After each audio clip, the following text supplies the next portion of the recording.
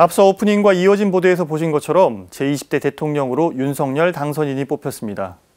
기대와 실망이 교차하는 가운데 당선인에게 주어진 첫 번째 과제는 무엇보다도 화합과 통합이 제시되고 있습니다.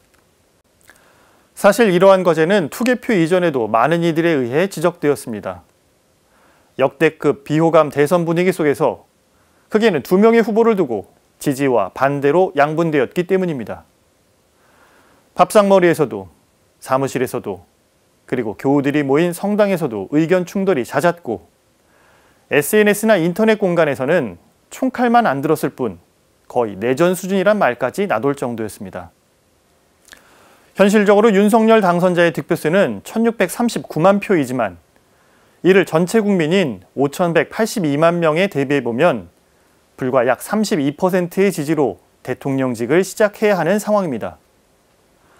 그런데 이런 상황은 1987년 이후 치러진 직선제 재선 때마다 계속해서 등장했고 벌써 30년 넘게 반복되는 상황입니다. 100명의 사람들이 광장에 모여 식사 메뉴를 정하는 상황을 상상해 봅니다. 각자의 기호도, 취향도, 그리고 먹을 수 있는 재료도 다 다를 텐데 문제는 이 마을에 식당은 딱 2곳뿐입니다. 김치찌개집과 짜장면집, 둘 중에 하나만 골라야 하고 한 번 정해진 메뉴로 같은 식당에서 100명의 사람들이 똑같이 먹어야 하는 상황입니다. 뽑힌 식당의 주방장 입장에서는 자신을 지지해준 손님의 취향을 무시할 수 없을 것입니다. 그러나 분명 잊지 말아야 할 것은 그 식당을 고르지 못했거나 혹은 고르지 않은 68명의 손님들도 같은 메뉴로 식사를 해야 한다는 사실입니다. 물론 이러한 문제의 근본적인 원인은 우리가 딱 2개의 식당 가운데 하나만 정해야 한다는 것에 있습니다. 식당이 더 많아지고 각 식당에서 자신 있게 내놓는 요리들이 더 다양해지면 여러 명의 주방장이 참여하는 새로운 형태의 주방도 얼마든지 상상해 볼 수 있을 것입니다.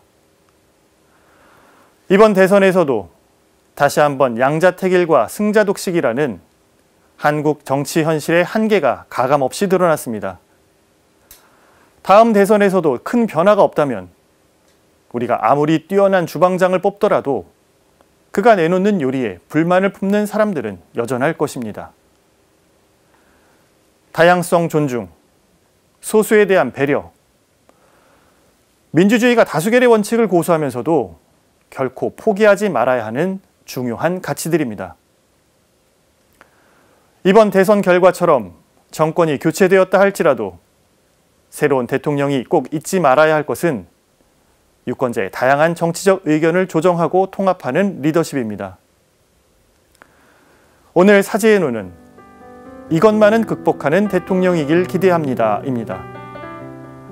새로운 대통령 당선인에게 축하의 인사를 드립니다. 아울러 개개인의 욕망을 대변하는 대통령이 아니라 공동체성을 고민하는 리더십을 발휘해 줄 것을 다시 한번 기대해 봅니다. 평화를 빕니다.